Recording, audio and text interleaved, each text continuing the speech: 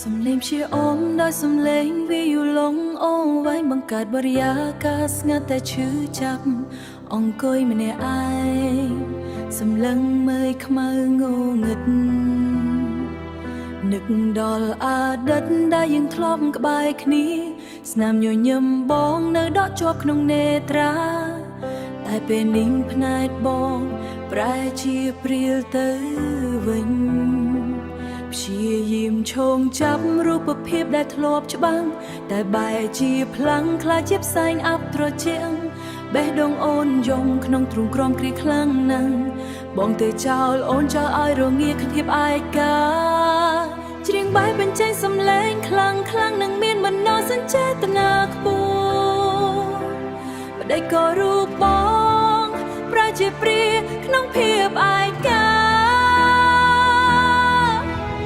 ស្រ័យសួរមេឃាថាបងនៅឯណាឥឡូវបន្សល់ទុកត្រឹមសេចក្តីស្លាប់រស់ក្នុងចិត្តអូ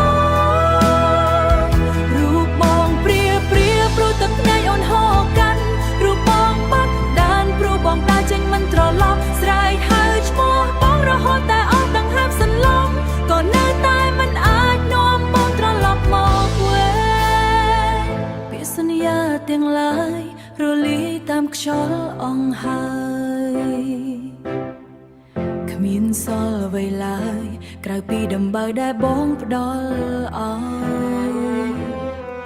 ព្យាយាមបំភ្លេចតែចិត្តនៅតែមិនព្រមប្រឡែងចងចាំតែរូបបងទោះដឹងថាគ្មានថ្ងៃជួបគ្នាមិនដេចក៏រូបបងប្រែជាព្រាបែបនេះមិនដេចក៏ក្តីស្រឡាញ់បងចោលពេលកណ្ដាលផ្លូវស្រ័យសួរមេឃាថាបងនៅឯណាឥឡូវបន្សល់ទុកត្រង់សេចក្តីស្លាប់រស់ក្នុងចិត្តអូ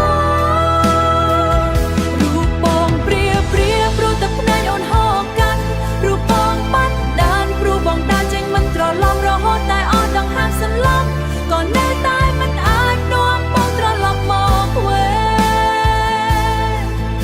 ស្លេងព្យាណូបន្លឺឡើងយឺតហើយសន្សំរលត់ទៅរូបបងព្រាបាត់ទៅក្នុងអបលាហើស្នេហាដែលធ្លាប់មាន